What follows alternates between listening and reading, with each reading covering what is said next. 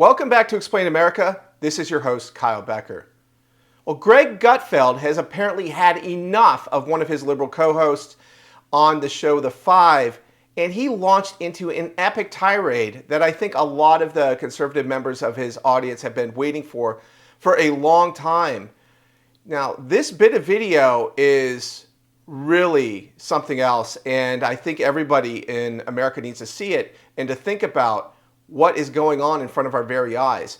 But before we get into this, please like, share, and comment at Explain America. Join us. We appreciate your support for common sense journalism. Greg Gutfeld is known as the funny guy on Fox News. He cracks jokes, he's sarcastic, he has a razor wit, and he often disarms his enemies using jocular points about how absurd their point of view is. But Greg Gutfeld, he was not in a jovial mood in an exchange with liberal co-host Jessica Tarloff, who appeared to both sides the argument about Charlie Kirk's assassin, indicating that political violence is a major problem for both the left and the right. I think that nobody really has put it better than him on this particular point. So let's watch. Yes, we don't need it. What is interesting here is why is only this happening on the left and not the right? That's all we need to know. There's absolutely no cognitive... What about Melissa Hortman that we just talked about? You want to talk about Melissa Hortman? Did you know her name before it happened? None of us did. None of us were spending every single day talking about Mrs. Hortman. I never heard of her until after she died. She doesn't matter? Don't play that bullshit with me. You know what I'm saying is there was no demonization, amplification about that woman before she died. It was a specific crime against her by somebody who knew her. The same. Now you could bring up Josh Shapiro, but then you will not bring up, for example, that was a pro-Palestine person. So don't use your what about this? The fact of the matter is the both sides argument not only doesn't fly, we don't care.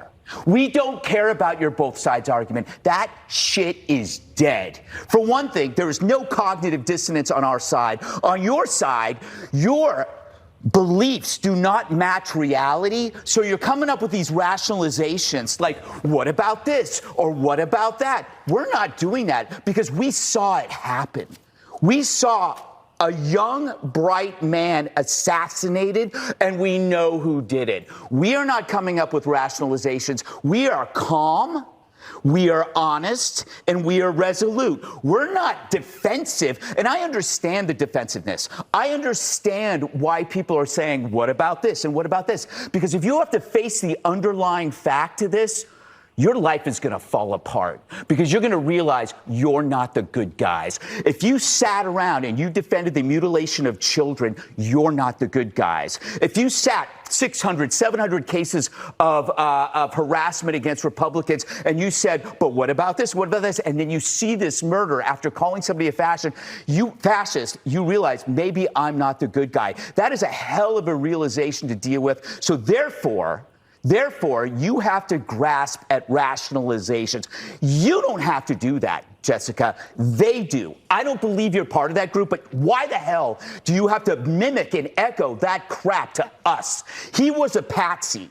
That guy was a patsy. He was under the hypnotic spell of a direct-to-consumer nihilism, the trans cult, and you know that. If you can decide that biology is false, you can agree that murder is okay and that humanity is expendable. How you cannot see that alone and see that for what the evil it is without having to attach all of these other things is beyond me. I just want to be clear, and I want to let people speak. I in no way intended at all to minimize what happened to Charlie. I was horrified by it. I have not been on the Five since then. But the two sides argument, it's like pig Latin to a duck. No. All that I was saying is could we have all of the information before you just say they did this? Because that is a broad brush to paint with this. And this kid Let's have a conversation. No. Charlie had a conversation. He got shot.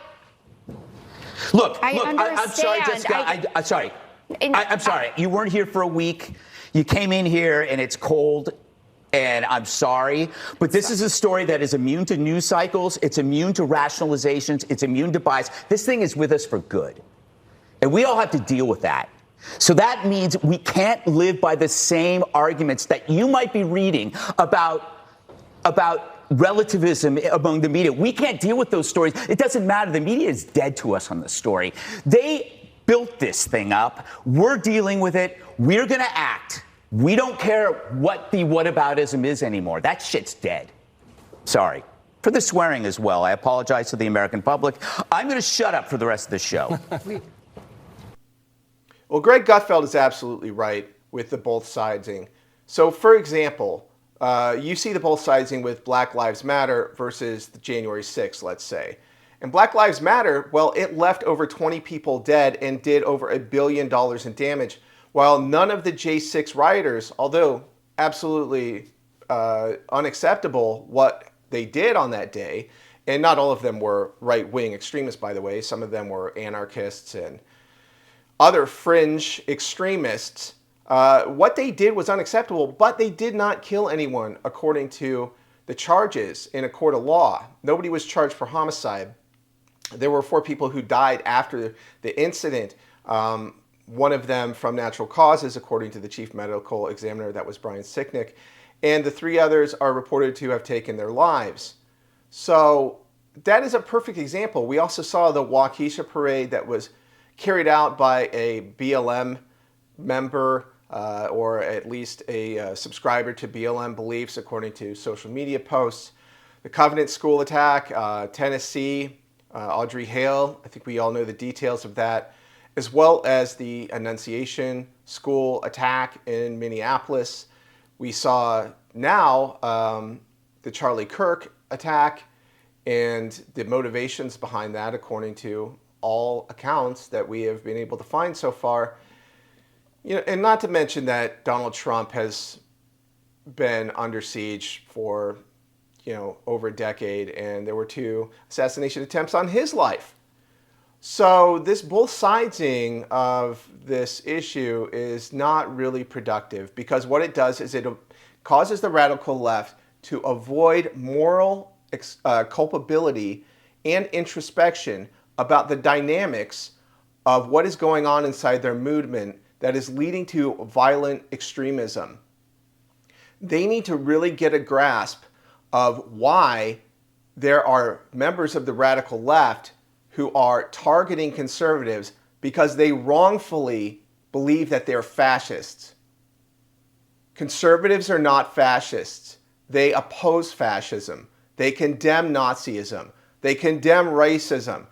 Every single prominent conservative that I know, both personally, professionally, across the spectrum, except for the far-right Groyper fringe, who I don't really subscribe to their beliefs and I don't really follow their views that in depth, so don't hold me accountable for any misrepresentation of their views.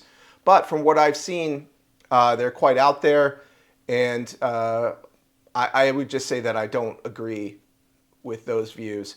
So conservatives, they are not subscribers to fascism. They believe in constitutionally limited government, individual rights, freedom, and live and let live. In other words, life, liberty, and the pursuit of happiness. That is exactly what conservatives believe.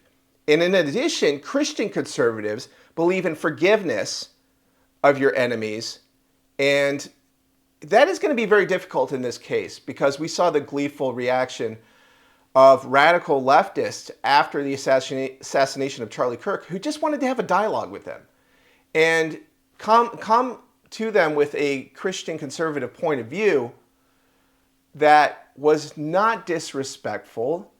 It was very blunt sometimes. It was very jarring, but I think what Charlie Kirk was trying to do was challenge people to defend their belief system. Get them to articulate a better argument than him in the public forum. This is a bedrock principle in Western civilization. It is a foundation of democracy. Remember democracy on the left? You can't have that unless people are allowed to voice their opinions safely and reasonably. So Weigh in with your thoughts. What do you think about the both sidesing of the Charlie Kirk assassination? What do you think about the outpouring of support that we've seen in some quarters of the radical left? And that includes teachers, nurses, professors, doctors, journalists, across many different fields and areas of public life. We've seen a very disturbing outpouring of support for what happened to Charlie Kirk, and God bless his family, and let's keep them in our prayers because they need it right now.